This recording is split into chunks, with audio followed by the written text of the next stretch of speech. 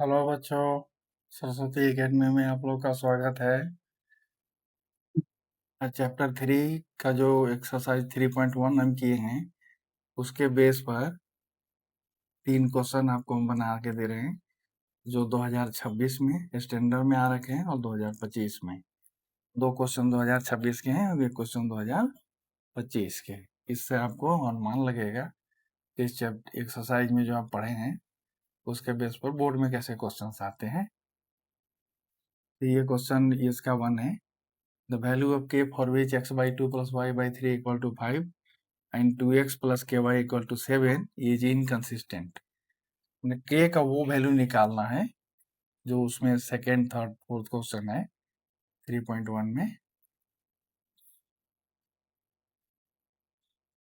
उसी के टाइप का दे रखा है क्वेश्चन। दो लीनियर इक्वेशन है, x by 2 plus y by 3 equal to 5 और 2x plus ky equal to 7 है।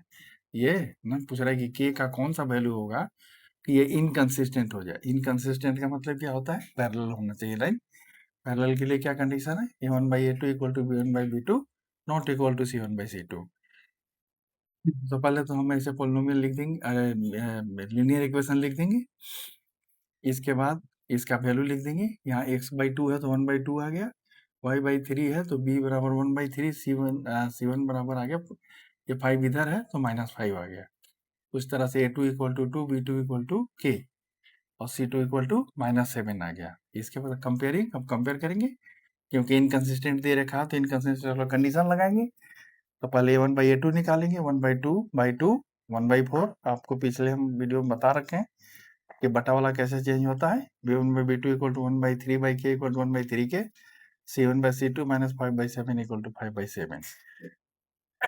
To be inconsistent, a1/a2 equal to b1/b2 not equal to c1/c2, तो 1/4 equal to 1/3k equal to not equal to 5/7।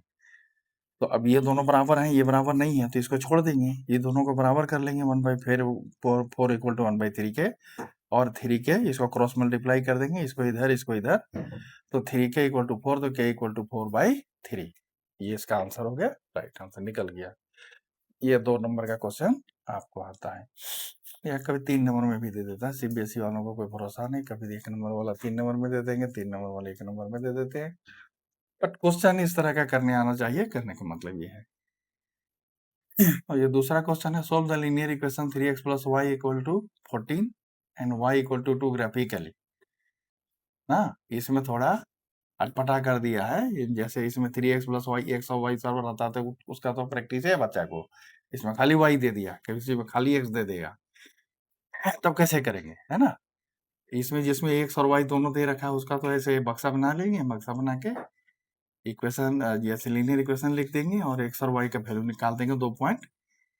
और दूसरा चाहे x equal to 2 दे, y equal to 2 दे, मतलब दो में से कोई एक दे तो उसको वैसे ही लिख लेते हैं। अब क्या करेंगे कि इसका जैसे हम ग्राफ खींच लेंगे, कह रहा ग्राफिकली सोल्यूशन निकालने के लिए। मतलब सोल्यूशन का मतलब हो गया x और y का वैल्यू निकालना है आपको, ठीक है। ये चीज आप समझ लीजिए, सोल्यूशन कह रहा है इसका मतलब x y का वैल्यू निकालना है। तो इसके लिए ग्राफ आप जानते ही हैं, पॉइंट करना ना, 2 4 6 8 10 12 ये शेयर कर लिए, और 2 4 6 8 10 12 14, क्योंकि यहाँ इधर 14 तक है, y का वैल्यू 14 है, इसलिए y पर हम लिए, x का वैल्यू भी है तो इसको ऐसे ले लेंगे। अब y इक्वल टू 2 है तो y इक्वल टू यहाँ से ऊपर लेंगे 2, और एकदम स्ट्रेट लाइन x, अगर x इक्वल टू 2 रहता तो इधर का खड़ा लाइन होता, y इक्वल टू 2 है तो x एक्सिस मतलब उल्टा होता है। y इक्वल टू दे रखा तो x के पैरेलल होगा, और x इक्वल टू रहेगा तो y के पैरेलल होगा। ये पहले ही आप दिमाग में बैठा लीजिए।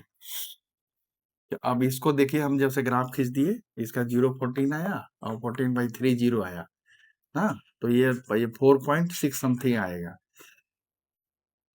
ना। तो ये जैसे ऐसे पेन से खींचा हुआ है, इसलिए आप ग्राफ पेपर पर खींचेंगे तो ऐसे खींचेंगे। और p इक्वल टू 2, ये दोनों लाइन कहाँ काटेंगे? 4 और 2 पर। ये 4 और 2 आपको तो ग्राफ से मिल ही जाएगा।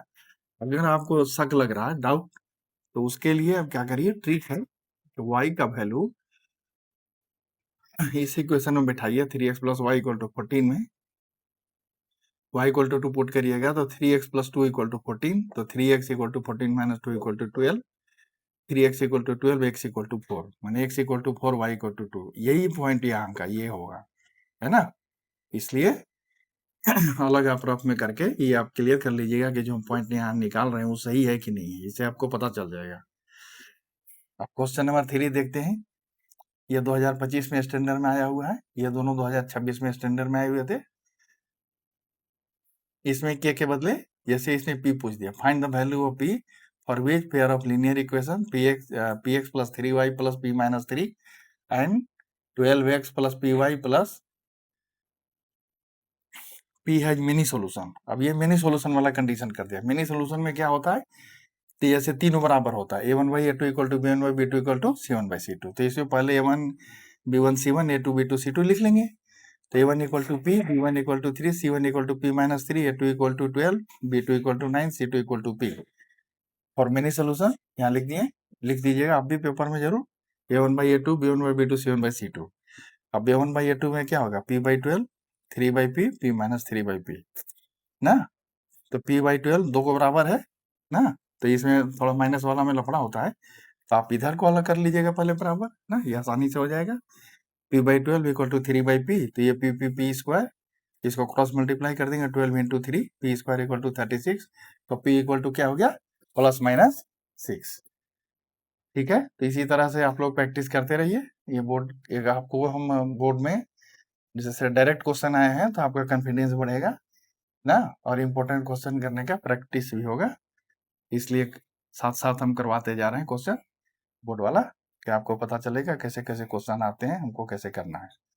धन्यवाद, मिलते हैं अगले वीडियो में 3.2 के एक्सरसाइज के कुछ क्वेश्चंस के साथ।